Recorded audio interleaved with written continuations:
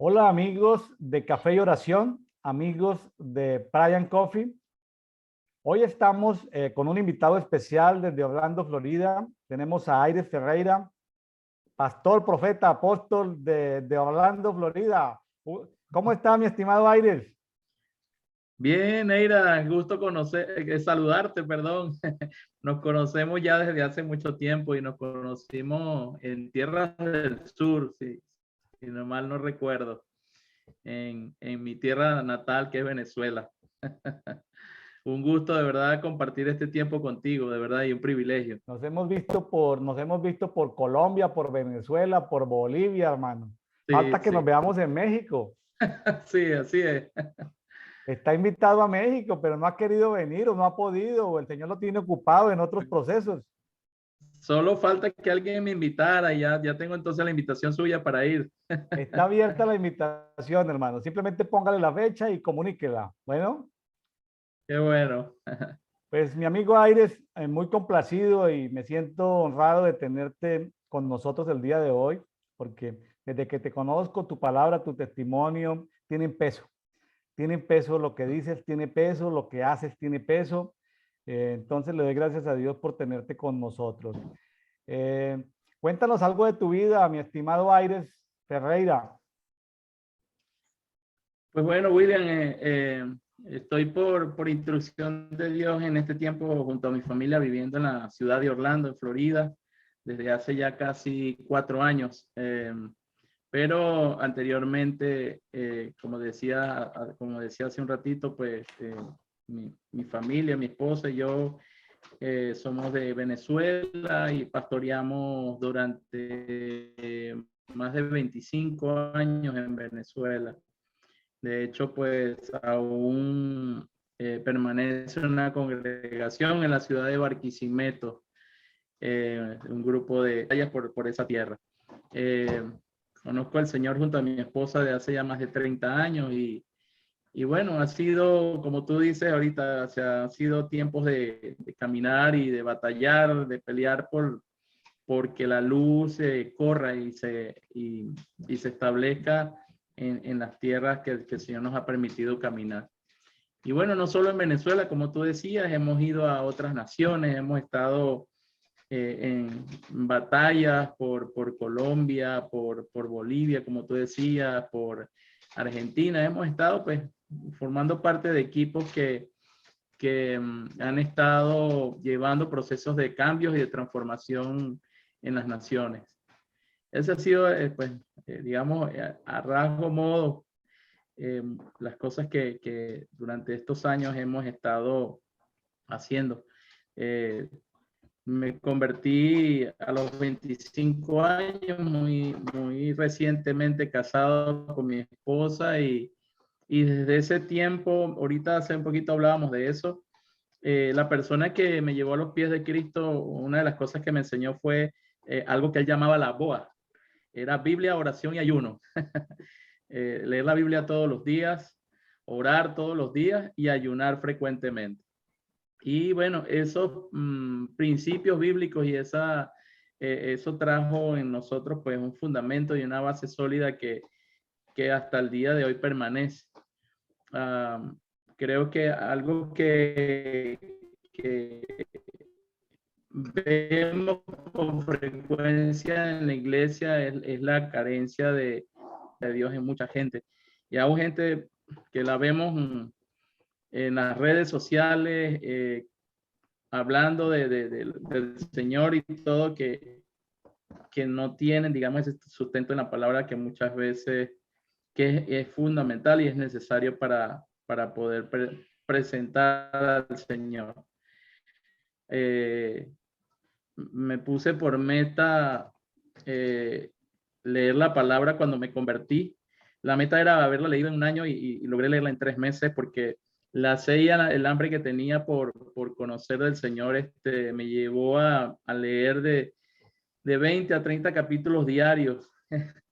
y, y, y, y de ahí en adelante, pues siempre hemos tenido por costumbre al menos poderla leer en un año, al menos leerla en un año. Y bueno, creo que la experiencia de cuando leemos la Biblia es que a pesar de que podamos haber leído un versículo bíblico muchas veces, cada vez que lo leemos encontramos algo nuevo, algo más profundo, una revelación nueva. Y bueno, creo que es una de las prácticas que la iglesia debe tener como algo cotidiano, como algo a diario.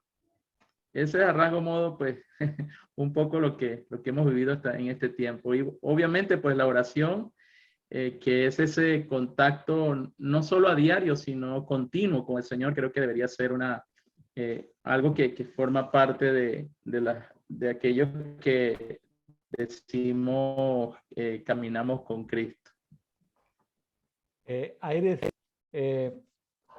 hemos aprendido que cuando se lee la Biblia, pues han habido como ciertas palabras que logos, se habla de la palabra rema, se habla de la palabra zoe, como niveles, ¿no? Como que tú vas profundizando como con más luz.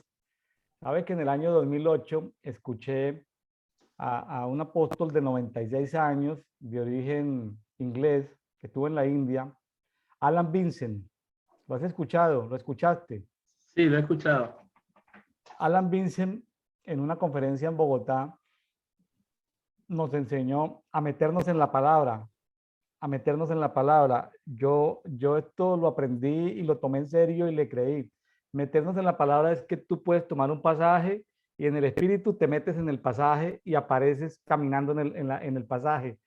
Entonces, él nos dio el ejemplo de la mujer adúltera y cómo él se metió en el pasaje y él quedó en el espíritu, en el pasaje, viendo cómo Jesús escribía los nombres. Eso no está escrito en la Biblia ni es para hacer teología de eso, pero ahí comenzó a escribir los nombres de las mujeres del pueblo y entonces estaban ahí como los hombres religiosos del pueblo y vieron que él estaba colocando los nombres de las amantes de todos los que estaban ahí, ¿no? Entonces, después de que cada uno iba soltando la piedra hasta que colocó Jesús todos los nombres de las amiguitas de los religiosos y entonces quedó la mujer sola, ¿no? Entonces, él decía de que eso de meterse en la palabra no hay que usarlo para hacer asuntos de teología ni para discutir, pero que nos enseñó a meternos en la palabra, pues yo inmediatamente aprendí la técnica, me metí en Juan, en el pasaje de Jesús y la mujer samaritana, hermano. Y tengo mucho detalle porque llegué a la escena, estuve con ellos varios días, estuve por las aldeas de Samaria. Entonces, eso es un nivel chévere que ya lo aprendí de Alan Vincent. Ahí te lo dejo, Aires. Muy No es, bueno. no es logos, no es rema, no es zoe, es meterse en la palabra. Así es. Muy bueno. Tremendo eso que aprendimos de Alan Vincent. Bueno, no sé qué será la vida de él. Yo lo conocí en el año 2008, tenía 96 años. No sé si estará vivo, no sé. Él vivía en Dallas. No lo sé. Bueno. Le perdí la pista porque no tenía redes sociales, creo. Entonces, bueno. Mi estimado Aires, voy a comentar algo de publicidad de lo que estamos haciendo en este programa. Voy a compartir en pantalla rápidamente, muy, muy rápidamente. Le hemos llamado Brian Coffee, es un nombre posmoderno, es un nombre que quiere llegar a mucha gente en un formato muy... Este programa no es teológico, este programa no es de información, este programa es para que se quiera poner a la palabra. Seguimos la guía de lectura de la Biblia en un año, de la Biblia de las Américas, desde el año 2008, que está en la parte final, hay una guía, sacamos fotocopias y entonces conforme las personas las íbamos discipulando, les vamos diciendo, estamos comentando, es decir, que se suba como al circuito, ¿no? Se puede subir en cualquier mes del año y ahí conversamos el mismo tema. Entonces seguimos esa guía y lo estamos utilizando. Entonces, no es ni teológico ni informativo, esto es un conversatorio y las personas que nos están siguiendo en estos diferentes canales, en teoría, hoy 24 de julio deben, si no lo han hecho, lo deben hacer, leer Salmo 35, Salmo 36 y Hechos 25. No es que solamente nos escuchen en este conversatorio, porque nosotros no podemos leerla toda y explicarla teológicamente. No es sino los puntos relevantes y algo de experiencia. Es un tema menos, ¿no? Entonces, por favor, amigos que nos escuchan en este programa de oración y café, escudriñen muy bien Salmo 35, Salmo 36 y Hechos 25. Empezamos estos programas hoy hace 24 días en el canal mío, en el canal ministerial William Neira Ministries, en una lista de reproducción que se llama Brian Coffee, pero ha crecido tanto la audiencia que le creamos un canal especial. Se llama Café y Oración. Ahí está el enlace. Este enlace y este documento lo podemos encontrar en la página oficial de Facebook. Ahí presentamos versículos, este mismo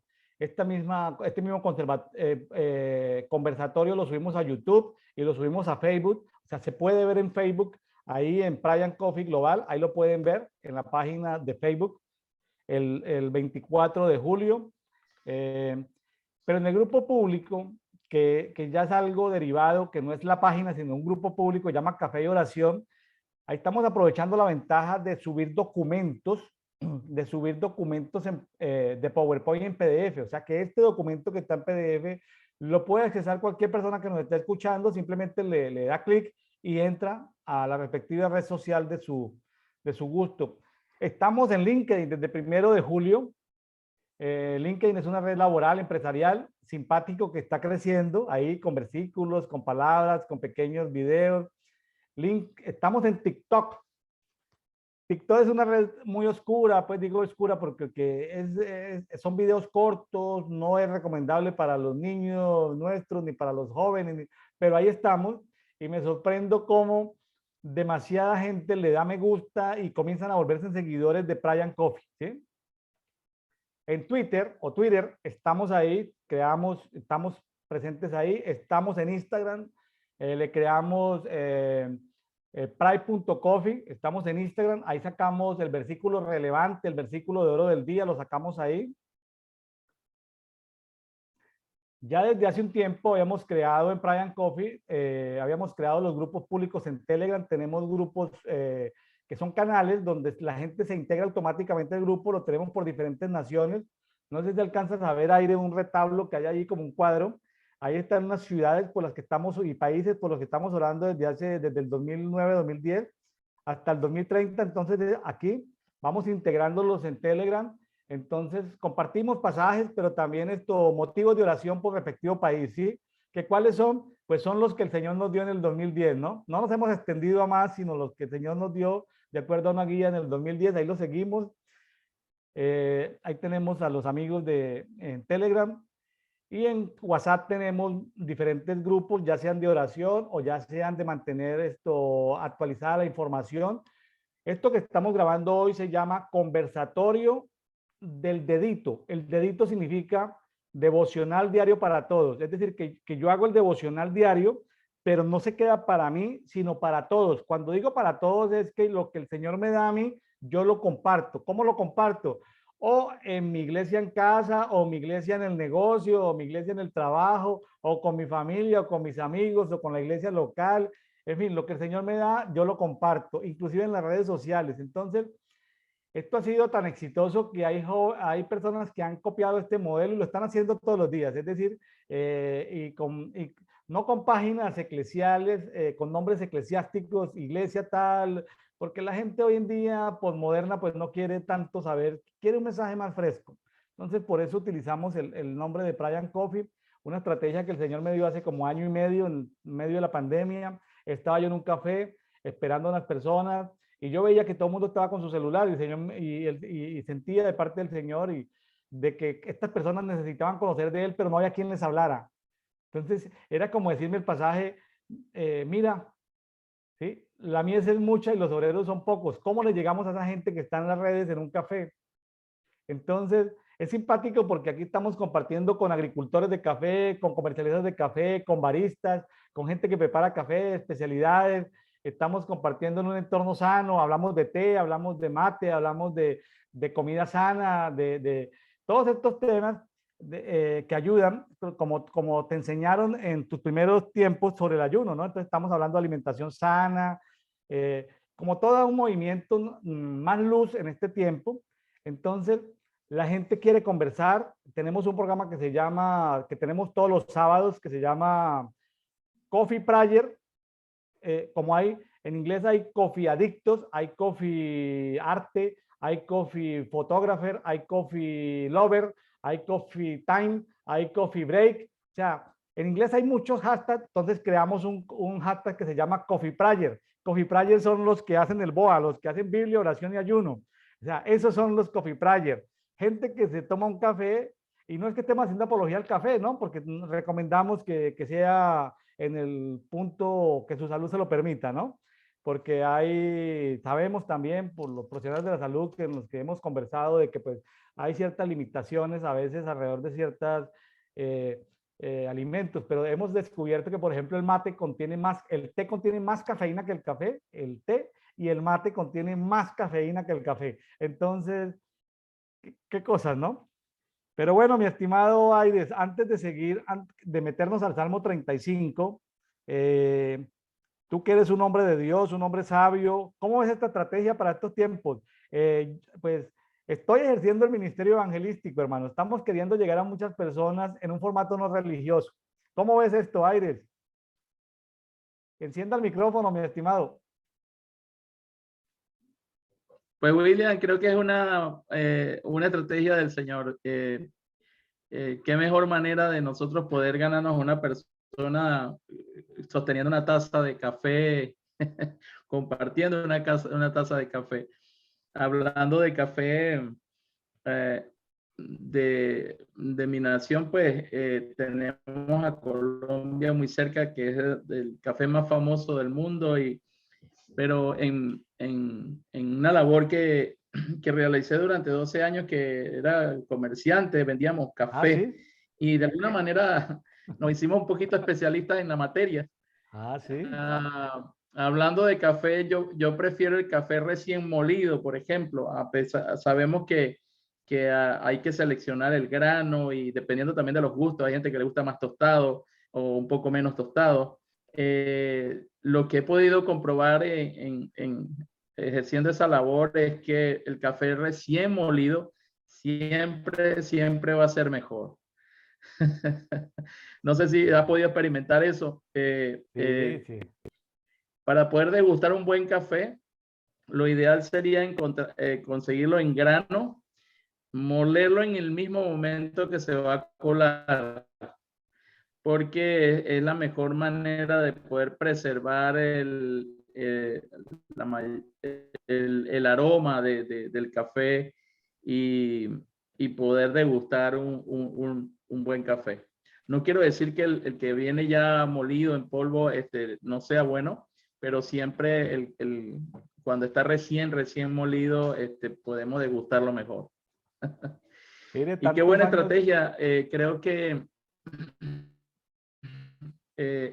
como tú decías, sí, sí, No, adelante. como tú decías, estamos viviendo tiempos, sí, que estamos viviendo tiempos en el que la gente anda buscando una palabra fresca, algo que no sea con tanta retórica ni con tanta profundidad de escatología o de doctrina o de teología, sino algo que sea práctico, que llegue al corazón.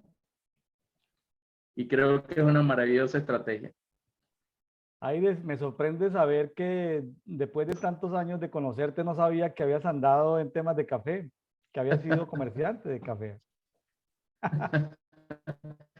Bueno, mi abuelo tenía fincas de café también en Venezuela y pues conozco más o menos el proceso desde que se toma de la planta, todo eso, conozco más o menos el proceso y luego tuve la oportunidad de tener un negocio donde vendíamos café y venía gente de diferentes lugares de la ciudad solo a tomar el café nuestro. Ya. Entonces, bueno, eso nos llevó a ser especialistas. Un poco. Bueno, tú mismo lo dijiste, especialista. Bueno, pues hoy tenemos el privilegio de tener un especialista en café y en oración también eres especialista.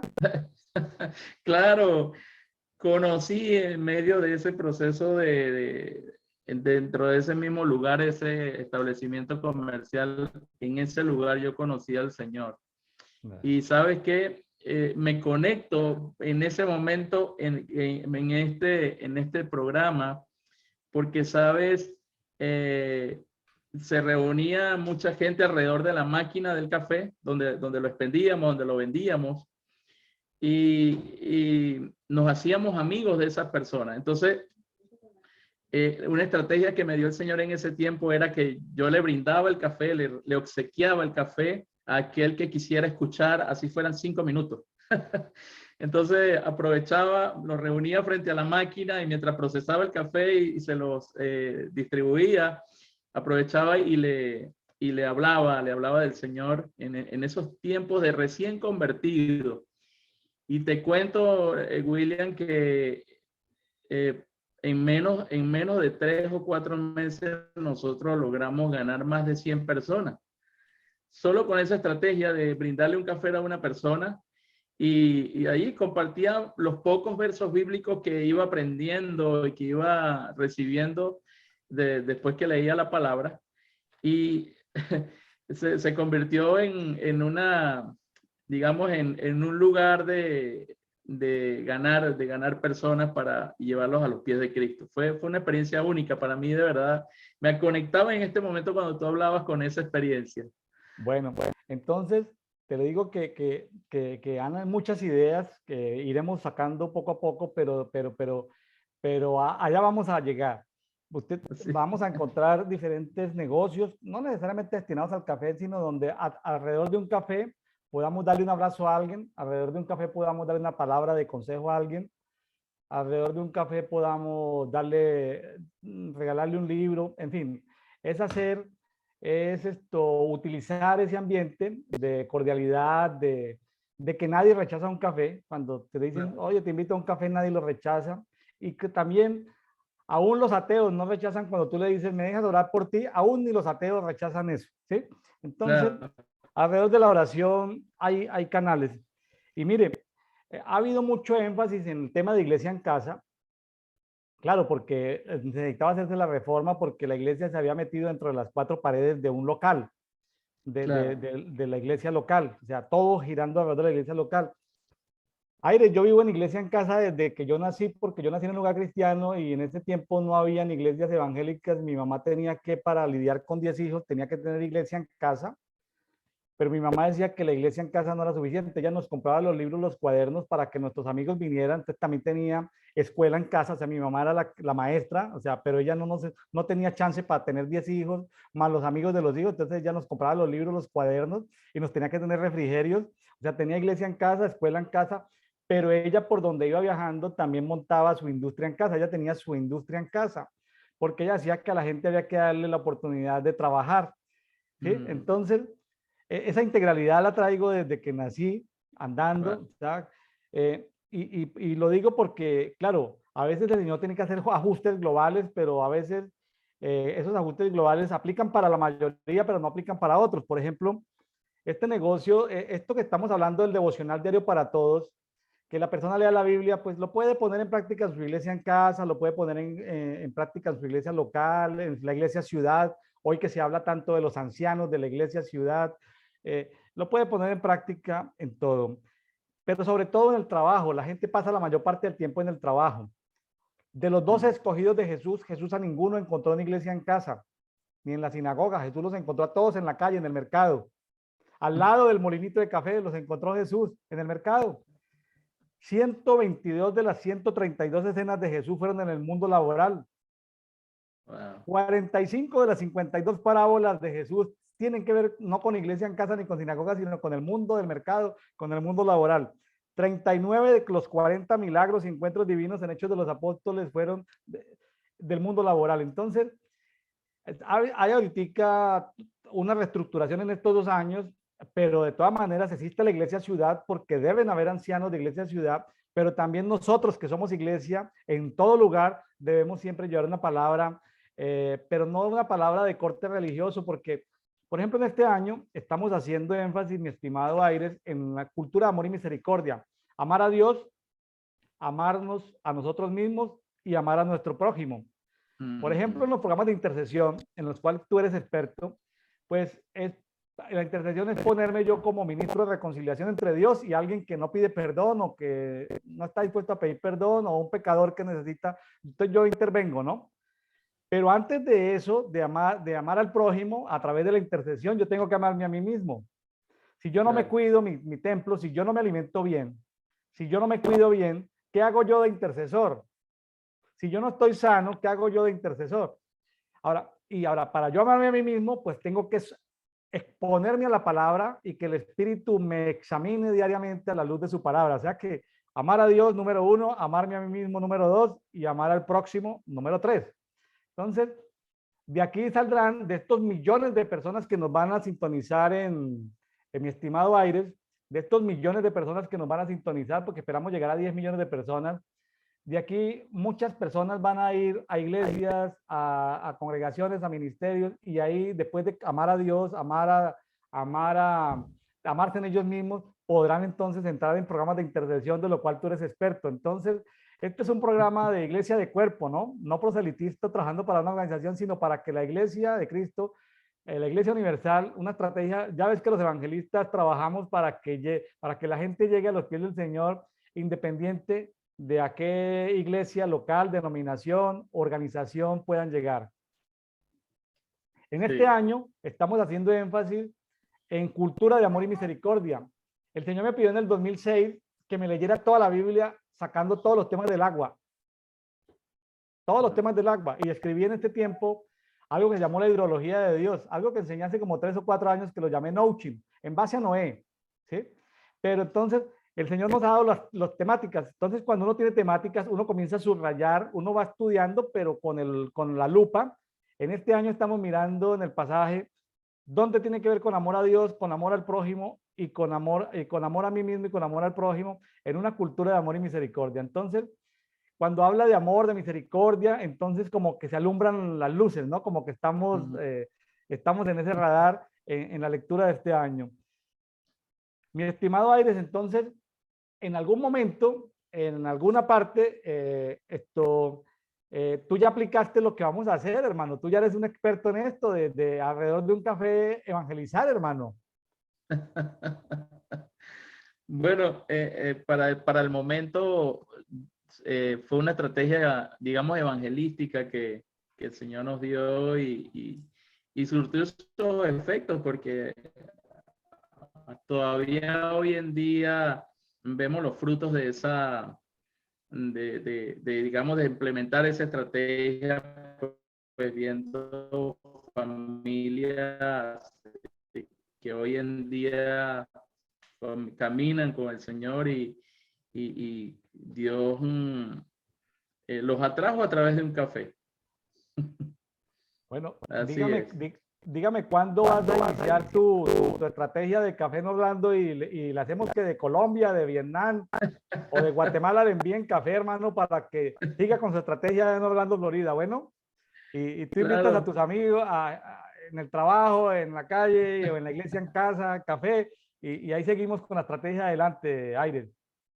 claro, sabes, en este tiempo, tú mismo lo decías, creo que la pandemia vino para quebrar esa estructura en la que la iglesia se había metido en un camino sin retorno y era que todo giraba en torno al templo, a las cuatro paredes, ¿no? Y Dios tuvo que usar algo tan fuerte como esto como para quebrar de nuevo esa estructura y hacer que la iglesia mirara de nuevo a, a otros campos de acción que creo que son incluso mucho más productivos que la dinámica de las cuatro paredes en la iglesia. Tú hablabas hace poco de cómo Jesús mismo, los mismos discípulos y las experiencias de milagros las desarrolló no en sinagogas ni detrás de un templo, sino en la dinámica del día a día de las personas, en el trabajo, en el bus que tomo camino al trabajo o el supermercado que frecuento para abastecer mis víveres o lo que sea. Es el mejor campo de acción y creo que en este tiempo el Señor nos está llevando a retomar esos lugares que quizás habíamos descuidado. la iglesia se centraba a veces en actividades evangelísticas muy cerradas, o sea, mirando y quizás el evangelismo de la iglesia a veces se convertía en una simple actividad donde acudían algunos hermanos y ya cuando terminaba la actividad todo el mundo pasaba de nuevo a modo individual y se olvidaban de que realmente nuestra vida debe ser una expresión de Cristo para atraer a multitudes hacia Él. Entonces creo que cualquier ambiente, cualquier lugar se hace propicio para nosotros poder llevar la luz de Cristo y poder atraer a muchos hacia Él. Aires, te cuento de manera personal que nunca me imaginé estar en TikTok y llevando una luz en medio de TikTok. Eso para mí ha sido, yo digo, si tan solo uno de esos jóvenes se convirtiera, ¿sí? Si tan solo uno de esos jóvenes se convirtiera, se habría pagado todo el esfuerzo, ¿sí? Como en la película La Claro. lista de Schindler, ¿no? Si se salva una persona, se Sí, habrá salvado una generación. sí, tremendo. Bueno, mi estimado Aires, vámonos entonces, hermanos, a hacer un conversatorio sobre Salmo capítulo 35. ¿Qué te llamó la atención en Salmo 35, mi estimado Aires? Bueno, William, de verdad que este es uno de los salmos más difíciles y más duros, digámoslo así de alguna manera, por cómo David en este salmo se expresa y habla con Dios, ¿no? Aparentemente estaba pasando por un momento muy duro, muy difícil, donde aún hasta los mismos amigos se habían vuelto enemigos de él. Y podemos ver aquí como él en todo momento ve a Dios. Algo que me resalta de esto es como David siempre vio a Dios como su amigo, su protector, como aquel que siempre acudía en los momentos cuando él más lo necesitaba. Eh, Él le pide cosas muy duras a Dios en contra de estas personas que se habían levantado contra él, ¿no? Por ejemplo, en el verso 3 él dice, saca la lanza y cierra el paso a mis perseguidores. Di a mi alma, yo soy tu victoria. Ahora, si nosotros, evidentemente, en este caso, David se refería a personas que se habían vuelto como enemigos de él y digamos, él hace mención de que estas personas se alegraban de ver la condición que él estaba, quizás no con el nivel que te enseñó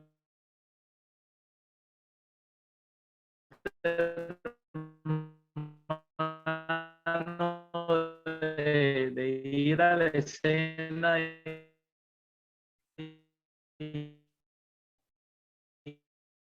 Aires, esto como la señal está un poco débil, mientras la señal tuya se recupera un poquitico.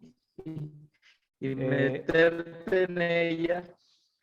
Si nosotros miramos a estos enemigos como los que hoy obviamente buscan, creo que tendría validez el que nosotros hiciéramos y eleváramos una oración como la que David en su momento levantó a través del Salmo 35. ¿Sí? sí, correcto. Pues este pasaje de William, Salmo ¿me 30, oyes? sí, Creo que se fue la señal. sí, la comunicación no ha estado muy buena, pero bueno, vamos a tratar de repetir un poquitico. Este Salmo 35 pues tiene que ver con lo que David estaba viviendo en Engadi, allá en el primer libro de Samuel, capítulo 24. Ujú. Esta persecución donde en esas cuevas lo estaba persiguiendo Saúl y en esas cuevas él pudo inclusive meterse y cortarle un pedazo del traje o del manto que llevaba Saúl, ¿no? Entonces, eh, todo esto, ¿no? Me sorprende aquí esto, mi estimado Aires, en el 35.5 y en el 35.6, me sorprende que de todas maneras, aunque a él le habían metido en problemas, muchos enemigos de él y envidiosos, gratuitos, entre comillas, le hablaban mal de él ante Saúl y lo perseguían para matarlo. Él de todas maneras tenía un conocimiento del ángel de Jehová, porque decía en el 5 y 6 que el ángel de Jehová los acose, que el ángel de Jehová los persiga. David tenía un conocimiento del tema angelical, por supuesto, para Claro. pedir, para poder como intercesor pedir que los ángeles vinieran a su, pero específicamente el ángel de Jehová. Sí. ¿Estará hablando ahí de Jesucristo, el ángel de Jehová, o estará hablando de otro ángel, estimado Aires? Yo tengo la plena certeza y seguridad de que cuando en el Antiguo Testamento se nombra al ángel de Jehová, se refiere al mismo Jesucristo. Entonces él estaba pidiendo la intervención de Jesucristo ahí en el 5 y en el 6, de que el mismo Jesucristo se hiciera cargo de sus enemigos, ¿no? La gente que le estaba haciendo mal, sobre todo que era gente de reino, sabían que él iba a ser el rey porque Saúl reconoció públicamente que David iba a ser el rey, que por favor le jurara que no fuera a matar a sus descendientes, pero que sí, que en su momento iba a ser el rey y Saúl esto pues dejó de perseguirlo, ¿no? Porque ya se dio cuenta que en él había toda la bondad de parte de Dios, pero tremendo eso. ¿Le ha tocado a usted en algún momento, Aires, pedirle al Señor que sus ángeles lo defiendan o que él mismo lo defienda? ¿Le ha tocado a usted pedir en algún momento o pedir por un territorio? Bueno, sí, en varias ocasiones me ha tocado quizás no hacer una oración como esta, pero sí pedirle al ángel del Señor que intervenga en una situación. eh, Hace, cuando peleábamos en nuestra nación, en varias ocasiones pudimos percibir muy de cerca el peligro y muchas veces también pudimos percibir personas malintencionadas que de alguna manera formaban parte de la iglesia también y que tuvimos que pedirle al Señor que interviniera y que pudiera pelear realmente por nosotros. Siga, siga, mi estimado. Sí, dice también que me llama mucho la atención lo que dice en el verso 9, David dice, mi alma se deleita en Jehová, dice, se regocijará en su salvación. O sea, ese verso, David está anticipando de que él tiene la certeza de que el ángel de Jehová va a intervenir y dice que su alma se va a deleitar en él y se va a regocijar en la salvación que, que Dios a través de su ángel iba a traer. Dice, todos mis huesos dirán, oh Jehová, ¿quién como tú? Que libras al débil del que es más fuerte que él y al pobre y menesteroso del que lo despoja. Y bueno, yo creo que David siempre, cuando clamaba, él también tenía la certeza de que Dios siempre iba a intervenir. Aires, una pregunta. Ahí cuando hablan en el versículo 10 de los huesos, ¿tú crees que es una alegoría o es que los huesos tienen boca? Porque ahí dice que los huesos van a hablar, hablan, ¿no? Entonces, ¿cuántos huesos tiene el cuerpo humano, no? Porque estamos llenos de huesos, tenemos huesos. Ahorita se me acaba, no tengo el dato exacto, pero lo he escuchado en programas de salud, la cantidad de huesos que tenemos, pero los huesos hablan, según esto, dice, todos mis huesos dirán, oh Jehová, ¿quién como tú? Que libras al débil del que es más fuerte que él y al pobre y menesteroso del que lo despoja. Entonces, yo tiendo de mi parte, mi estimado Aires, a creer que no es una alegoría, sino que es una realidad de que si la palabra dice que los huesos hablan, yo creo que los huesos hablan. Claro, claro que sí. yo poco creo en las alegorías de la palabra. Yo creo que cuando la palabra dice que los huesos hablan, es porque los huesos hablan. Y así podemos decir también de nuestros órganos, eh, de los riñones, del corazón, de los pulmones. O sea, creo que en este sentido, David estaba bien claro de una realidad espiritual, la conocía y de eso él hablaba y de eso él escribía. Qué tremendo, ¿no? Qué tremendo esto. Sí, señor. Qué tremendo esto. Fíjense que aquí también aparece, lo tengo aquí subrayado, cuando tú hablaste al principio que nos dijiste que cuando te hiciste, cuando llegaste pues al conocimiento del Señor Jesucristo, los primeros líderes te enseñaron de la Biblia, de la oración y el ayuno. Biblia, oración y Sí, ayuno. Y aquí vemos entre el 11 y el 14, vemos que David ayunaba, eh, cuando ellos se enfermaban, David ayunaba por esos enemigos, se vestía de cilicio, afligía con alma su ayuno, oraba por sí. ellos. Como compañero, por mi hermano actuaba como por el que llora por su madre, afligido me humillaba. Entonces, toda esta gente que conocía a David, que hacía parte de la corte de Saúl y todo, David había practicado el ayuno de intercesión por estas personas, pero sin embargo estas personas maquinaban Mm. pensamientos de maldad contra él. Tremendo, ¿no? Como David ayunó por esa gente que lo odiaba sin motivo alguno, simplemente porque Dios en su gracia y en su misericordia lo había escogido como el sucesor de Saúl. Cierto, ahí lo vemos muy claro en esos versos que tú acabas de nombrar. eh, Creo que lo que David le pide al Señor era como el desenlace de lo que, o sea, David, como tú dices, había orado, había ayunado por ellos para que, seguramente para ver en ellos un cambio, para que ellos cambiaran de su posición en contra de él, pero a pesar de todo eso, estos personajes seguían siendo adversarios de él. Dice que en ese momento, pues, después de haber ayunado, orado y clamado por ello, pues no le quedó de otra sino de clamar porque enviara a su ángel y ejecutara un juicio en contra de estas personas a las que él seguramente le deseó el bien y oró por ellos. Dice más adelante que se mofaban y se burlaban de él, eh, y dice que sobre mí hacen rechinar sus dientes. O sea, no era cualquier cosa, pues ahí podemos ver que la furia de estas personas era, era implacable en contra de David. Así es.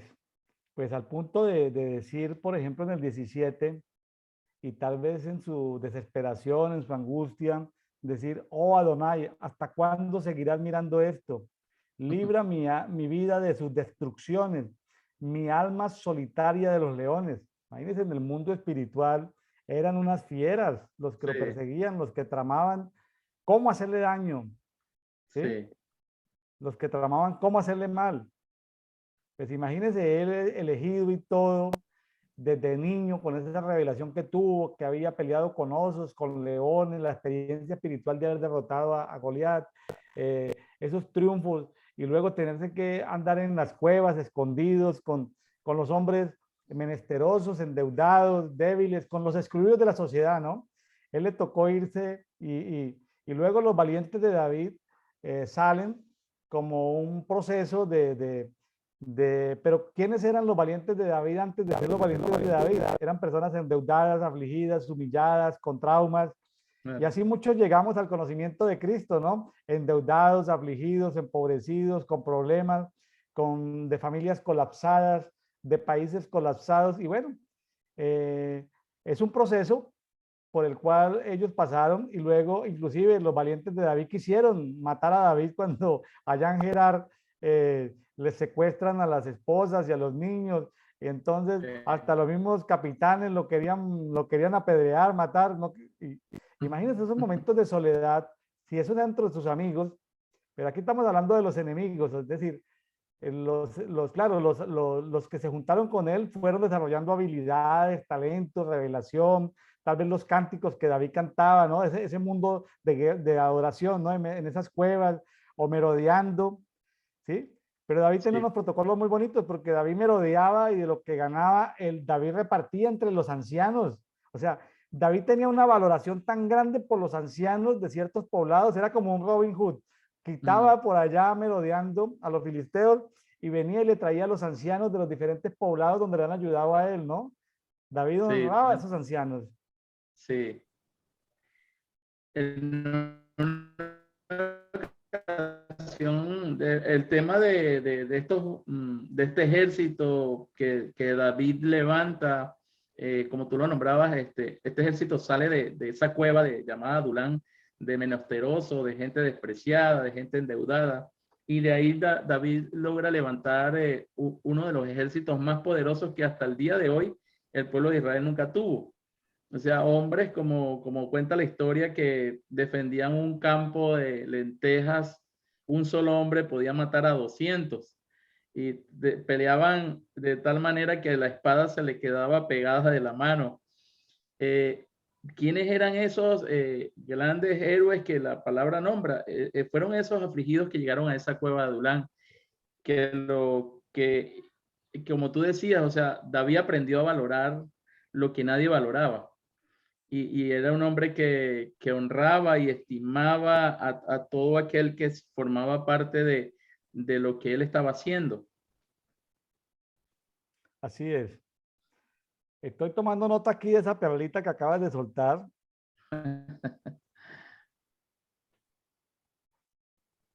Definitivamente, le pedimos a nuestros amigos que nos escuchan que por favor lean Salmo 35, Salmo 36, si pueden leer todo el capítulo, recordar y volver a leer primer libro de Samuel, capítulo 24, para que tengan el contexto de cómo fue escrito este Salmo 35, porque uno se pone a ver en los salmos y hay una profundidad en cada versículo. A veces el tiempo no nos daría para hablar de las profundidades, ¿no? Porque también está la relación con Dios, ¿no? De cómo él, por ejemplo, en el 22 le dice, oye Jehová, no calles, oh Adonai, no estés lejos de mí, porque a veces el reloj de nosotros es un reloj humano, pero los tiempos del Señor son diferentes. Los tiempos del Señor son diferentes. Entonces a veces como que nos desesperamos o, o a veces no entendemos que el reloj de una persona tiene que ver con el reloj de la familia, que el reloj de la familia tiene que ver con el reloj de la iglesia de la ciudad, que la iglesia de la ciudad tiene que articularse con el reloj de la ciudad, con el reloj del país. Es decir, a veces, por más que busquemos de Dios y profundicemos en Dios, hay momentos donde nos toca esperar, Así. nos toca esperar. Aquí me sucedió algo, Aires, pues hicimos como 35 actividades importantes en el sureste de México y yo dije, no, pues aquí la hicimos. Y el Señor me dice, espérate, espérate porque no es el momento. Un tema desconocido porque tiene que ver con toda vamos a llamarlo, el resultado de esa última actividad tiene que ver con un cambio profundo en la economía de estos estados del sur de México. Entonces, cuando Dios trae justicia económica, sí, los que tienen el dinero sufren porque seguramente se tendrán que ir a vivir a Mónaco, a Londres, a Nueva York, y tienen un nivel de sufrimiento porque dejan tener poder sobre su tierra, pero la razón que el Señor me dio por el cual teníamos que esperar un tiempo, y la razón es porque cuando Dios juzga a los ricos, los que más sufren son los pobres. Wow. Tremendo eso, ¿no? Cuando Dios Sí, juzga a los tremendo. ricos, los que más sufren son los pobres. Entonces, ahí me paró el Señor. Entonces uno quiere ajustar la maquinaria, pero hay cosas que no se pueden mover en este momento, pero es por su misericordia. Es por su Claro. misericordia, ¿sí? Finalmente, la activación de todo este engranaje, de toda esta maquinaria en los relojes de Dios, ¿por qué estoy hablando de relojes? porque teníamos que mover un reloj. Teníamos que mover un reloj genomónico, esos relojes verticales, esos que calculan el tiempo y que esos relojes genomónicos que salieron en Egipto, pero que también tenían aquí los mayas en Mesoamérica, esos relojes distorsionan los tiempos, o sea que cualquier persona que se mueva en niveles primarios del cristianismo, pues va a tener los tiempos desajustados. Claro. Entonces, para ajustar ese reloj, pero ¿cómo te parece que justo la última pieza que hay que ajustar, todavía no la estamos pendientes de la instrucción, Aires? ¿Cómo ves eso? Eso es tremendo.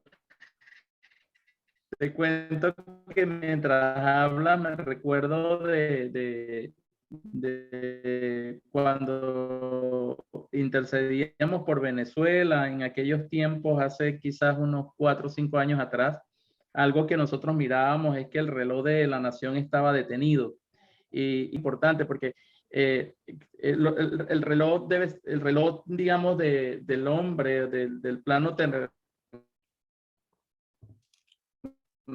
debe estar sincronizado con el reloj. Cuando hablamos de reloj, hablamos también de tiempo, con el reloj de Dios. Entonces, a veces una estrategia de las tinieblas es de sincronizar el reloj de la tierra para que nunca coincida con el reloj del cielo. Y ahí, por ejemplo, es muy fácil entenderlo de esta manera. Así me lo explicaba el Señor. Eh, eh, Imaginemos que Dios nos cita a una reunión y Él nos dice, nos tocó a las 5 de la tarde. Lo primero que yo tengo que hacer es mirar que mi reloj esté sincronizado con el reloj de Dios, porque si no está sincronizado, pues voy a correr el riesgo de o llegar adelantado o llegar atrasado a la cita, espiritual conectado con el mundo natural. Y eso que tú dices es muy, muy tremendo, porque parte del trabajo que uno puede hacer por un territorio o debe hacer por un territorio es poder mover esos relojes para que nuevamente se puedan sincronizar. Y la justicia de Dios entonces empieza a actuar cuando esos dos relojes se sincronizan. Así es. Y es bien tremendo porque la tiniebla conoce muy bien eso y una de las grandes estrategias que la tiniebla ha implementado siempre es de sincronizar esos relojes para que el hombre nunca logre conectarse con Dios de manera real. Aires, empezando el año 2022, empezando los primeros días de enero, pues yo acostumbro desde siempre tratar de sacar una palabra profética para el siguiente año a finales de diciembre, ¿correcto? Pero me llegó el 9 de enero y no había publicado nada a las personas que están con nosotros. Y entonces, allá escribí el 9 de enero, hablé del año 2022, sobre el año de la trastornación, so- sobre el año de la trastornación. Tenía bien su reloj bien sincronizado, ¿no? Sí, entonces, hablando en los primeros días de enero, el Señor me dio una palabra, el Espíritu Santo me levantó entre 3 de la mañana y 6 de la mañana y me habló el 9 de enero sobre 2022, el año de la trastornación. Y yo le dije, pues, ¿cómo es eso de la trastornación? Entonces el Señor me habló de la activación apostólica de los ancianos de las ciudades. Entonces, y me dio como, me habló de los tiempos, y yo, pero ¿por qué tienen que ver los tiempos con los ancianos? Y entonces me llevó a estudiar Ezequías e Isaías, y ahí están, yo publiqué como 4 enseñanzas en mi canal sobre la unción para entender los tiempos, basado en el rey Ezequías, porque Ezequías tenía relojes verticales, y la unción para gestionar los tiempos, porque era el profeta Isaías. Entonces, basado en eso que el Señor me dio de Isaías y Ezequías, era lo que necesitábamos para comenzar con el tema de ancianos aquí en esta zona del sur de México. Entonces, la activación apostólica de ancianos, programa AAA para el 2022. Entonces, pero todo estaba conectado con líneas de trabajo en lo profético en los últimos años que veníamos haciendo. O sea, todo coincide en que arreglando los relojes llegábamos justo a la activación apostólica de ancianos, de ciudad, no de iglesia local, ¿sí? De ciudad, pero para poder ajustar eso, para poder hacer eso teníamos que ajustar el reloj de la ciudad, del estado, pero para poder hacer eso teníamos que profundizar la vida de Ezequías y tener que profundizar en la vida de Isaías. Entonces, algo que uno dice, parece como el Nuevo Testamento, ¿no? Lo de los ancianos. Resulta que el modelo que el Señor nos dio, y ahí está en el canal William Neira Ministries, está en la parte de gestionar los tiempos, de entender los tiempos, porque un tema es entender los tiempos, sí, como los hijos de Isaacar o como cierta gente entendida o como Daniel, pero es superior, el entendimiento de los tiempos es superior en Ezequías y en Isaías. Entonces, mire que cuando, y yo estaba así como Espíritu Santo, pero ¿cómo es posible que yo llegue ya el 9 de enero y no tenga mi guía profética para el 2022? ¿Sí? El Señor es bueno, ¿no? El Señor es bueno y en su momento le da a uno como las estrategias y bueno, ahí estamos en eso, mi estimado. Algo más del capítulo 35, nos vamos para el 36, mi estimado Aires. No, pues creo que hemos tocado la mayor parte de lo más resaltante de este Salmo 35. Creo que nos podemos ir al 36. El 36 es muy bonito, a mí me gusta, pero quiero escucharte, qué te mostró Dios o qué es relevante para ti. Yo tengo ahí dos versículos que me hicieron, no es así, plom, ¿sí? Ujú. que me hicieron explosionar, que yo le llamaría arte profético, pero quiero que si quieres te lo comparto. Claro, claro. Bueno, imagínate que en el Salmo 36, que pues es un capítulo que habla pues como de la iniquidad y de las ventajas y cosas, temas de la iniquidad, que la iniquidad es uno de los misterios que tenemos que ir ganando en revelación, pero me apareció en el 5 y en el 6 de Salmo 36, estudiando en la guía de 24 de julio, dice, oh Jehová, tu misericordia llega hasta los cielos, o sea, relación de misericordia con cielos. Ujú. ¿Listo? Dice, y hasta las nubes tu fidelidad, relaciones nubes con fidelidad. Dice el versículo 6, tu justicia es semejante a los montes de Dios, relaciones justicia con montes. Tú, oye, Jehová, preservas al hombre y a la bestia. Ah, pero antes dice, tus juicios al inmenso abismo. Entonces, en arte profético, aquí tomé nota, quiero a la gente que le gusta, a los amigos que les gusta el arte profético, pintar, aquí encontramos que se puede dibujar la misericordia. ¿Cómo dibujas tú la misericordia de Dios? Observando los cielos. ¿Cómo dibujas tú la fidelidad de Dios? Pintando las nubes. Mm. ¿Cómo pintas tú la justicia de Dios? Pintando los montes de Dios. ¿Sí? ¿Cómo pintas tú los juicios de Dios? Pintando lugares de abismos. El 5 y el 6 es puro arte profético, mi estimado Aires. Sí, en realidad, en todo el capítulo, para mí, estos fueron los dos versos más resaltantes realmente. En el verso 5, pues David hace mención de la misericordia de Dios y habla que su misericordia es hasta los cielos y, y, y su fidelidad hasta las nubes. Y nombra en el verso 6, nombra la justicia. Algo que el Señor ha estado hablando muy insistentemente en estos últimos días y meses ha sido acerca del tema de la misericordia y también creo que estas son características de Dios que de alguna manera deben también hacerse visibles en la vida de nosotros. La misericordia por un lado y la justicia. Y cuando hablamos de justicia no hablamos de la justicia del hombre, porque incluso hay un verso bíblico que dice que la justicia del hombre es como un trapo sucio, es como un coleto con el que limpiamos o trapeamos el piso.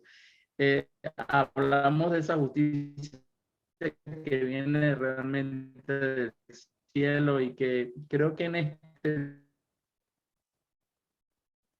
tiempo el cielo está urgido de que sea manifestada a través de sus hijos en la tierra, en los lugares donde nosotros caminamos.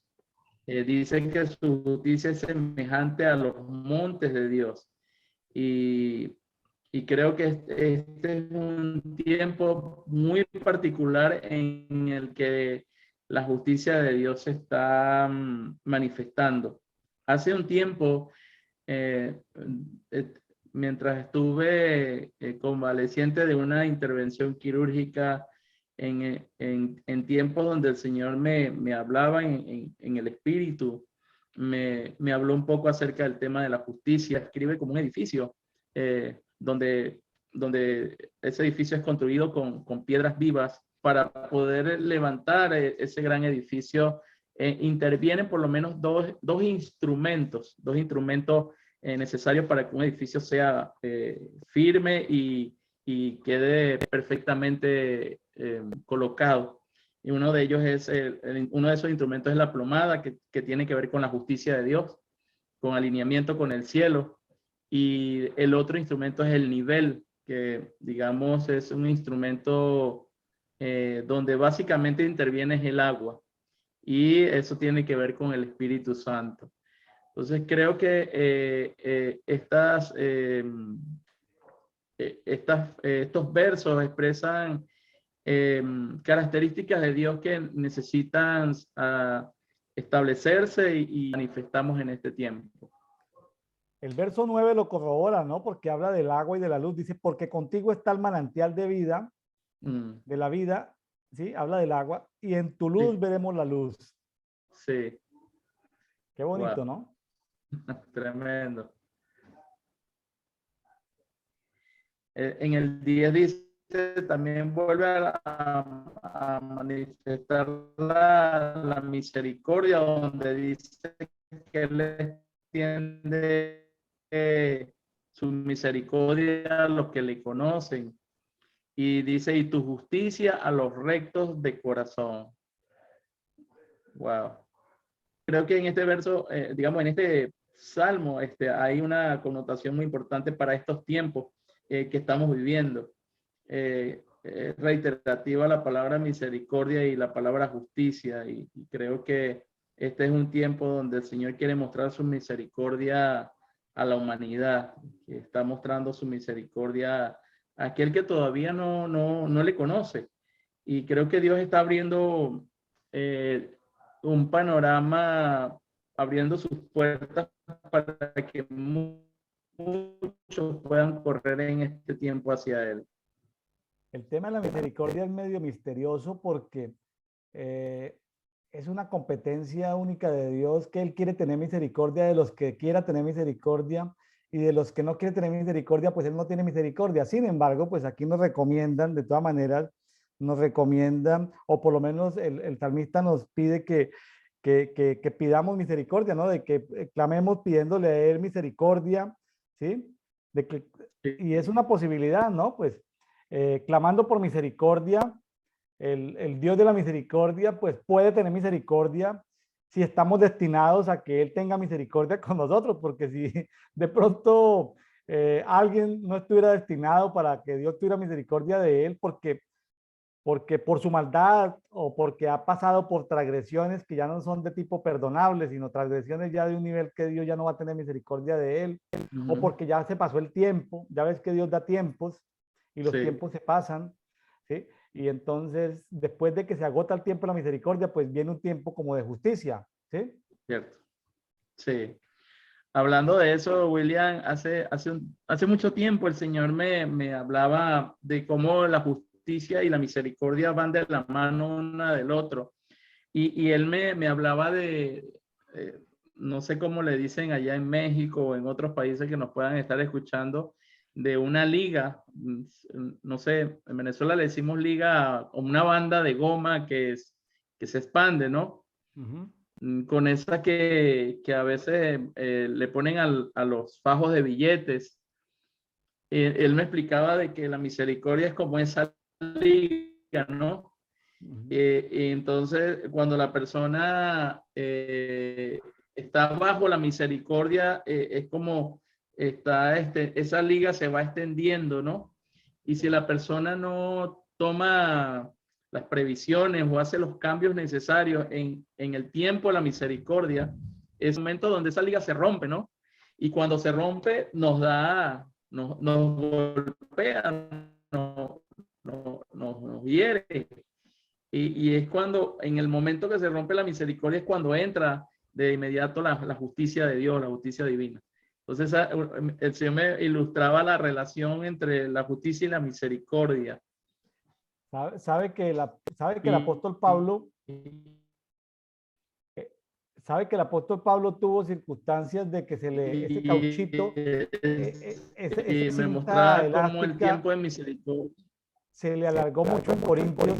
¿Recuerda usted el pasaje cuando el apóstol Pablo ahí hablando a los corintios habla de entregar a un hombre que se le había llamado, se había seguido un protocolo para que corrigiera ciertos pecados de tipo sexual que eran públicos, y llegó el momento donde se reventó ese cauchito, esa cinta elástica se reventó y tuvieron que entregárselo a Satanás? Eso fue un tema de justicia donde se agotó la misericordia y pasaron al Claro, tema de justicia.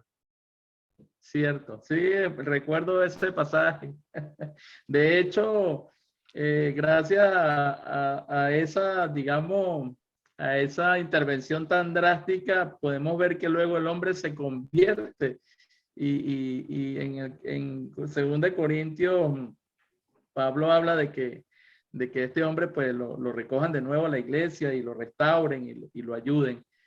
Y pues yo creo que Dios nunca quiere que lleguemos a ese extremo, pero a veces nosotros, enceguecidos quizás por el pecado o por otras cosas, pues no aprovechamos ese tiempo de misericordia para hacer los cambios necesarios, pedir perdón, arrepentirnos. Y pues bueno, no le damos otra opción al Señor sino de actuar en justicia. Yo creo que en este tiempo de levantamiento y florecimiento de ancianos en la ciudad, los ancianos pues deben ser misericordiosos, pero también hay que entender que en algún momento determinado, por la guía del Espíritu Santo, ellos tendrán que pasar de acciones de misericordia, estar pendientes, seguramente responsables de los huérfanos de la ciudad, del sustento alimentario de la ciudad, de cosas que tienen con la ciudad. Tendrán que también tomar acciones de justicia donde tendrán que poner en orden ciertas personas, porque algo de lo que ha sido escasa la Iglesia Católica, mire esos escándalos de pederastia en la Iglesia Católica en los últimos 50 años, y la Iglesia Católica no ha podido hacer justicia internamente, entonces pierde todo poder moral de hacer justicia. El tema de corrupción económica en las iglesias cristianas evangélicas, pues, y en el tema político, incapacita a las iglesias evangélicas en general para poder hacer justicia. Pero yo creo que en estos nuevos tiempos debe levantarse una iglesia, un remanente santo, donde se hagan acciones de misericordia y Dios establecerá ancianos en las ciudades donde también establezcan acciones de justicia, mi estimado Aider. Claro, evidentemente, William, creo que esos ancianos tienen también la responsabilidad de administrar la justicia de Dios en el momento que sea necesario. Obviamente, pues no sin antes pasar por el tiempo de misericordia, pero llegará el momento donde se tenga que tomar acciones de justicia para poner en orden aquello que no ha querido ponerse en orden. Y muchas veces eso pasa por tomar decisiones muy drásticas y parecieran a veces como, incluso son dolorosas, pero que son necesarias para que el orden de Dios y su justicia se establezcan en los ámbitos en el que, un poco lo que tú nombrabas al principio acerca de esas acciones que tú hablabas de ajustar relojes. Este, a veces nosotros no logramos dimensionar hasta dónde puede una acción repercutir y de muchas cosas. Y como tú decías, por decir, es justo que ¿verdad? Porque quizás hay cosas que dependen de allí que si las tocamos, el daño puede ser mayor en ese momento, por decirlo, o en ese tiempo en el que nosotros estamos ejecutando acciones. Y por eso, pues, a veces Dios nos manda a que esperemos un tiempo.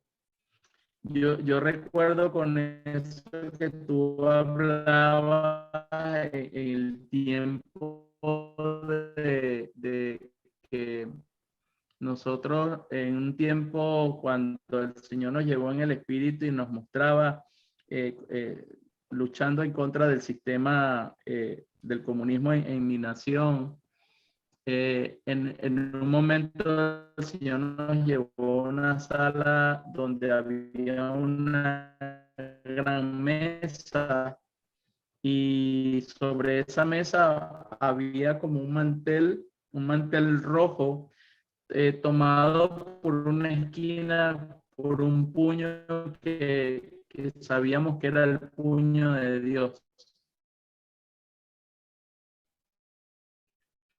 Y era como un puño que estaba dispuesto a arrancar el manto rojo sobre la nación. Pero el Señor, nuestra primera reacción al mirar eso en nuestro espíritu era, habían como muchas iglesias adheridas a ese manto, sobre ese manto. Entonces el Señor nos decía, si arranco el manto, si tiro el manto, todas estas iglesias también van a ir junto con él. Y Dios ha prometido misericordia y amor eterno a su iglesia. Y a veces Él va a preferir dejar pasar un tiempo porque el tomar una decisión drástica para arrancar algo que sabemos que es malo y que es tiniebla, implica también el que parte de la iglesia caiga con eso, porque lastimosamente por algunas acciones la iglesia se adhirió a ese sistema. Entonces a veces el Señor va a dejar pasar un tiempo sencillamente por amor a su iglesia, por amor a alguien, por amor a los pobres o por amor a un sector X de la sociedad. Pero sí, evidentemente. ¿Me escuchas, William? Sí, evidentemente el amor de Dios es algo ilimitado, ¿no? Para la mente humana. Y para mí sigue siendo la misericordia un tema misterioso. Sigue siendo un tema misterioso. O sea, cuando digo misterioso me refiero a que hay niveles y profundidades en la misericordia y que uno puede hacer como un chequeo, un checklist y uno llegar al punto de creer que ya es el momento de hacer justicia y no. Entonces, ¿por qué? Por lo que llamaríamos daños colaterales. Es decir, sí, uno quisiera que hubiera un estruendo, que las placas tectónicas, sí, pero el Señor está pensando en qué sentido tiene que se liberen ciertas cosas en el mar, en las montañas, cuando los daños colaterales podrían ser muy grandes y mucha gente podría sufrir, ¿no? Entonces, uno como intercesor, su alma no alcanza a entender los pensamientos de Dios, ¿no? No alcanza uno a dimensionar los daños colaterales que puede traer un juicio de Dios sobre una ciudad, sobre una nación. Cierto, cierto. Muchas veces hay hilos conectados a eso que estamos viendo, pero cuando se estremece de pronto eso, los daños colaterales, como tú le dices, pues, o las repercusiones de eso pueden ser dañinas, digamos, para alguien o para un sector que sabemos que el Señor ama y y a veces por amor a eso, pues el Señor prefiere dejar un tiempo de misericordia más para que eso no ocurra. Y lo digo con mucho respeto de los amigos que nos escuchan en este programa de Café y Oración. El Señor está por encima de la raza humana y por encima de las religiones y de las iglesias. El Señor también vela por su creación, vela por sus árboles, vela por sus cuerpos de agua. Los animales claman, ¿sí? Así como Él está pendiente de las constelaciones, que como leíamos en salmos anteriores, con el aliento de Él se hicieron las constelaciones, pero también con el aliento de Él es que una ciervita, una venadita da a luz en el bosque. Es decir, hay cosas, desde lo macro, hasta lo micro, tiene que ver con el aliento de Dios, entonces uno no percibe tanto detalle, no lo percibe, evidentemente. Claro. Solo tener como ese sentido de la obediencia y a veces obedecer sin entender, ¿no? Porque uno dice, pero ya era el momento, este era el momento para ponernos, para dar el golpe final. No era el momento porque son más los daños que se producen y la misericordia de Dios, ¿no? Y uno dice, pero ¿cómo puede tener Dios misericordia, no? Me pongo yo a pensar como Jonás. ¿Cómo puede tener Dios misericordia? Pues es el momento de que caiga fuego del cielo, ¿no? Es el momento de que caiga fuego del cielo, pero no es el momento de que caiga fuego del cielo. ¿Por qué? Porque como le decía Dios a Jonás, ¿no? Pero es que miren la cantidad de gente que hay en Nínive y también Dios le habló de los animales que hay en Nínive. Claro. Entonces, imagínate, y a veces queremos presionar y lo único que se necesita es limpiar la ciudad de esas entidades que están saboteando para que sencillamente la gente de manera no violenta, pues pueda, sus velos, sus vendas puedan ser desatadas. Y yo creo que el olor a café ayuda a romper estos velos espirituales, mi estimado Aires. Claro, estoy hablando en Sí. forma de jugar, pero me refiero a la estrategia de que tú invitas a una persona a tomar café y tú le dices, quiero dar por ti, o quiero darte una palabra de aliento, o quiero animarte, mira, tú tienes un potencial, aquello. Es decir, algo, una palabra que Dios te dé para esa persona de profecía personal o tal vez de motivación. Eso sirve para que la persona encuentre, es decir, son como esos lazos de amor que Dios va tendiendo, ¿no? Para poderlo jalar hacia Él. De hecho, nosotros fuimos llamados a ser pescadores de hombres. ¿Y de dónde los vamos a sacar? ¿Del río de Dios vamos a sacar a los peces? No lo vamos a sacar del río de Dios, lo vamos a sacar de las aguas fétidas, de las aguas sucias, de las aguas infestadas por seres espirituales, gente que está atrapada allí. Entonces, cuando tú lo invitas, y me hace acordar de uno de los discípulos de Francisco de Asís, que llegó a un poblado allá en Italia y comenzó a predicar en el pueblo y nadie le prestó atención. Entonces el discípulo de San Francisco de Asís fue y le predicó a los peces y los peces se asomaban y los peces todos prestaron atención. Entonces los pescadores de ese pueblo que no habían pescado y estaban casi en hambruna, entonces el discípulo de Francisco de Asís les dijo, ¿por qué no se dejan pescar? Mire que estos pescadores viven de la economía de la pesca, déjense pescar, o sea, den su vida por estos pescadores. Entonces llamó a los pescadores, les dijo, mire, los peces quieren que los pesquen, sí, sí, pesquennos. Entonces los pescadores tiraron las redes y se llenaron las redes, pues como 2.000 o 3.000 personas de ese poblado en Italia se convirtieron porque la naturaleza toda se puso de acuerdo, los peces dieron la vida por los pescadores.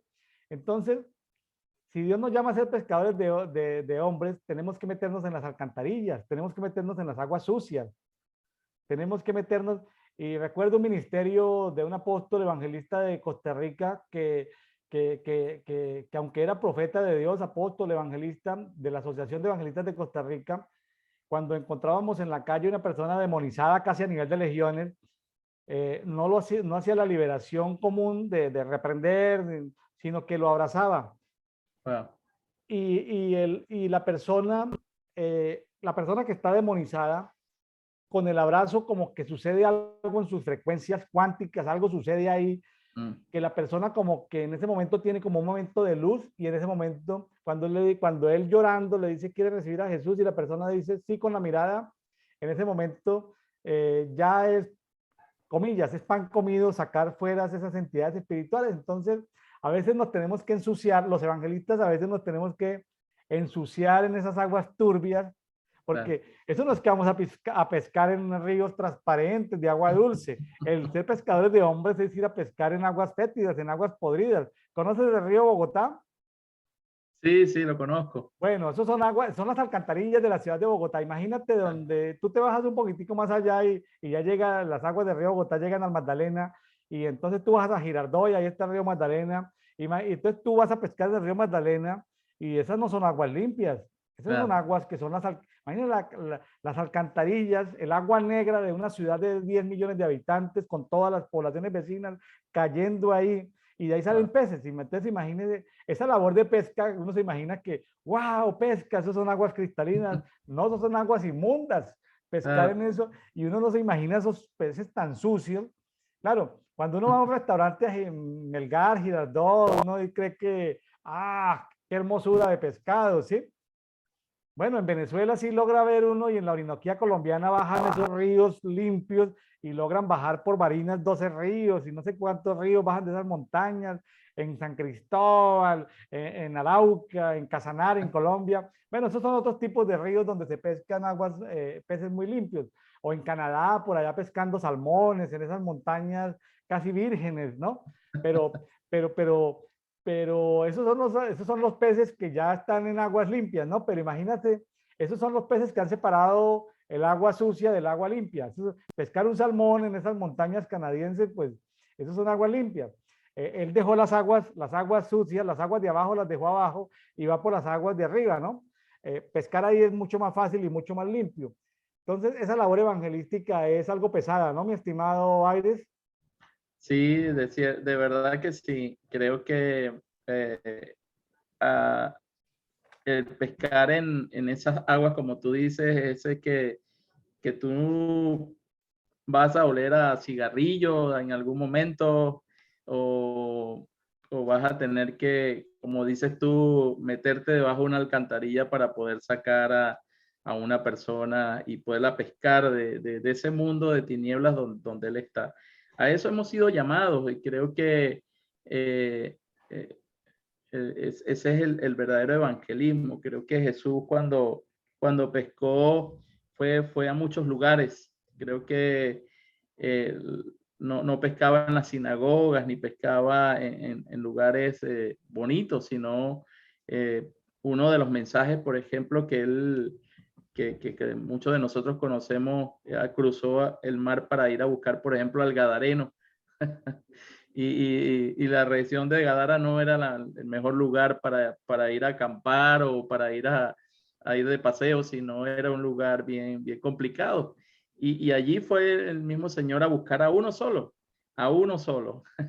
Y sabe que mirando, por ejemplo, esa historia, después rebuscando en la historia, eh, eh, eh, digamos, hombres y mujeres que el Señor buscó, que se convirtieron en multitudes, y uno de ellos fue el Gadareno, porque después mirando la historia, toda esa región de Gadara se convierte casi toda por ver el milagro de la transformación de este hombre.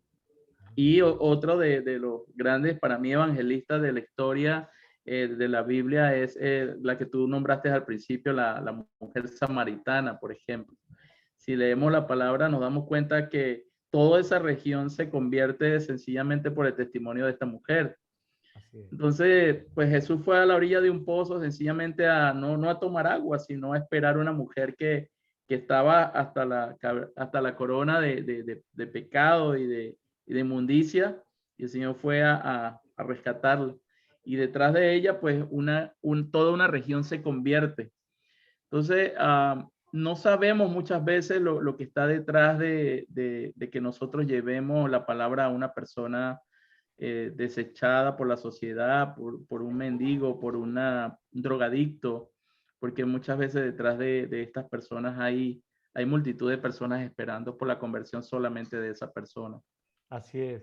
Bueno, mi estimado, ¿qué tal le parece si nos vamos a Hechos de los Apóstoles, capítulo 25?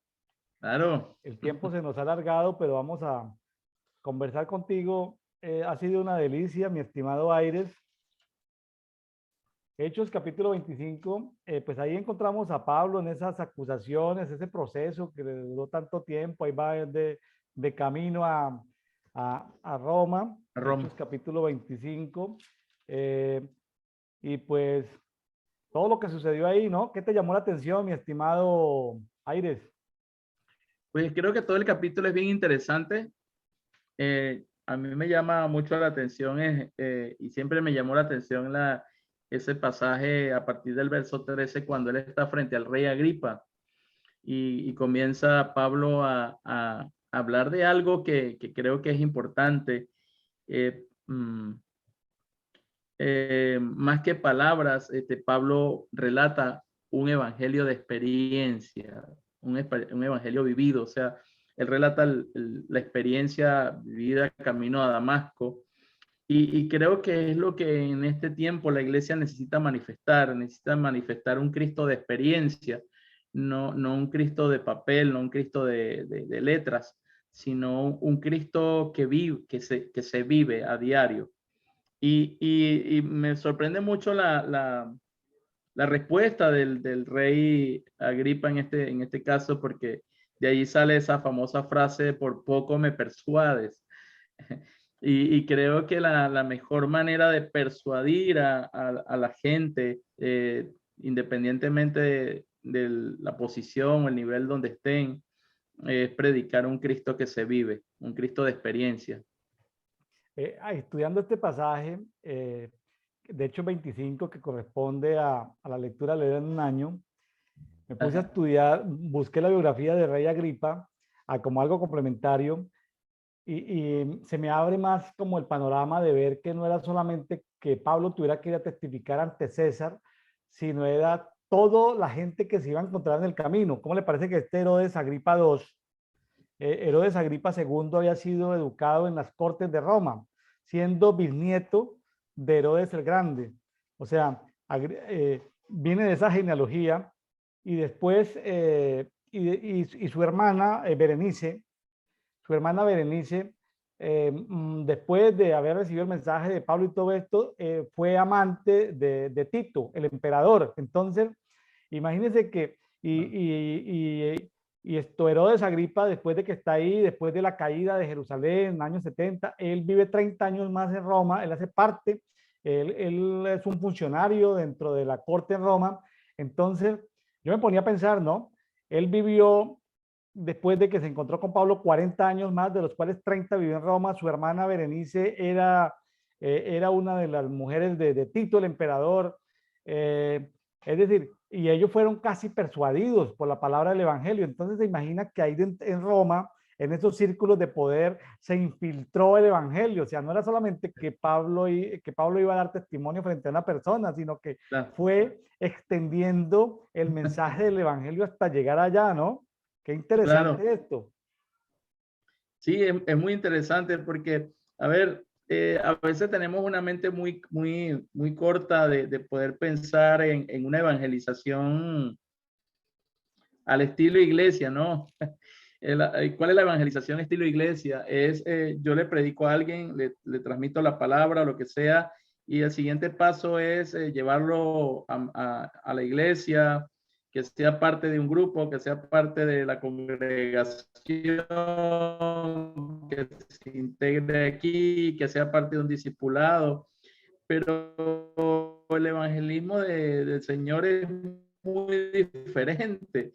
Y es como tú dices, o sea, esas palabras de Pablo quizás calaron tan profundo en el corazón de estas personas que ellos mismos fueron portavoces de esas palabras en esos círculos tan oscuros que ellos frecuentaban, por ejemplo. ¿Hasta dónde pudieron llegar esas palabras de Pablo? Realmente no alcanzamos a dimensionarlo, pero yo digo que así como cuando aquellas autoridades tuvieron la oportunidad, como Poncio Pilato o, o algunos más tuvieron la oportunidad de tener a Cristo de frente, creo que fue el tema de conversación en muchas ocasiones con sus mismos compañeros de gobierno, lo que fuera. Quizás la mirada, sus palabras, o sea, algo logró calar en el corazón de ellos, en los que ellos inevitablemente fueron portavoces dentro de esos mismos círculos. Así es.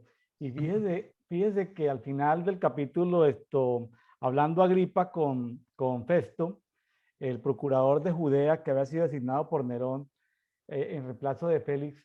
Imagínense que el rey Agripa dice, no, pues este hombre no tiene ningún pecado por el cual juzgarlo, o sea, lo podríamos soltar.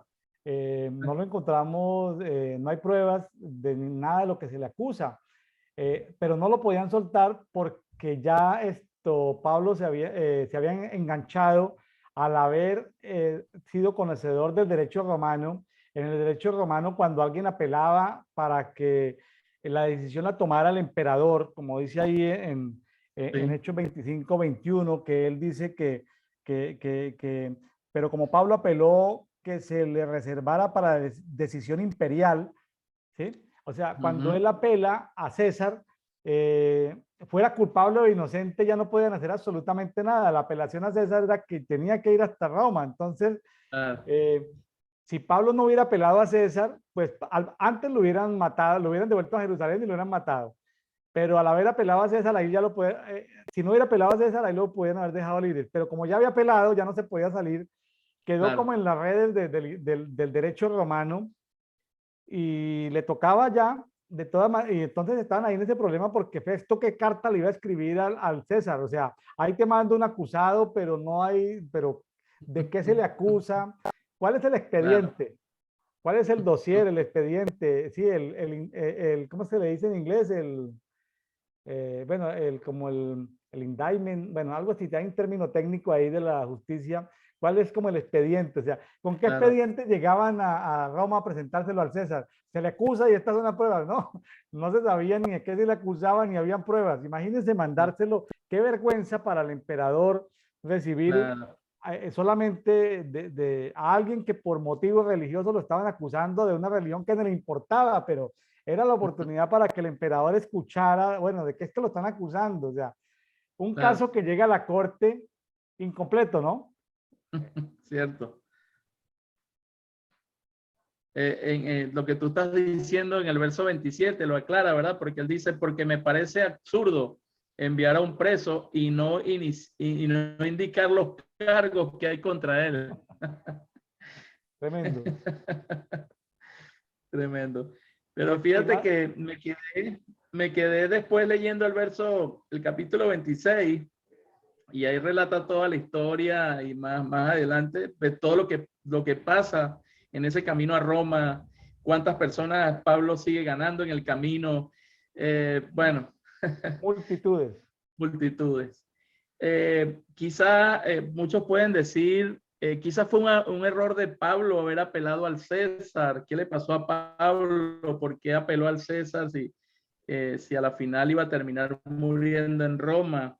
Pero quizá esa apelación fue la única oportunidad de que el César, el emperador romano, pudiera escuchar del Evangelio del Reino a través Así de es. Pablo. Y lo mejor, que en la corte el Senado tuviera que escuchar, y los jueces allá tuvieran que escuchar, los procuradores tuvieran que escuchar a Pablo, y entonces ellos iban y comentaban en sus casas con sus esposas, pero ahí las esposas a lo mejor escucharon por Berenice, que era de ese Claro, grupo social. Entonces, oye, ¿de qué están hablando? No, pues, no, pues de la resurrección, ¿y qué es eso? Y entonces ahí se armaron células, se armaron iglesias en casa, no abiertas al público, sino iglesias claro, ahí como, pero y se extendió el evangelio los siguientes siglos por todo el imperio, ¿no? Qué bonito estudiar claro, la palabra, no, las estrategias del Espíritu Santo. El Espíritu Santo le dijo, el Señor se le apareció en la cárcel y le dijo, capítulos atrás, le dijo, ánimo, ánimo Pablo, porque vas a sufrir persecuciones, aflicciones, cadenas, vas a sufrir, pero ánimo, ánimo, porque tienes que ir a Roma, ánimo. Y el ángel claro, ahí lo acompañó en el barco, y mientras todos, o sea, era toda una estrategia instrumentada desde los cielos, ¿sí? así Para es, que por donde fuera se fuera conociendo de los misterios del Evangelio, ¿no? así es. Mi estimado Aires, pues de mi parte te agradezco mucho, hermano, haber sacado tu tiempo tan valioso, tan ocupado allá en labores de ministerio y de trabajo allá en la Florida. Un abrazo para tu familia. La invitación a Mérida sigue abierta, ya quedó grabada en público. Hoy 24 de julio está en público y bueno, y seguimos en contacto, mi estimado Aires.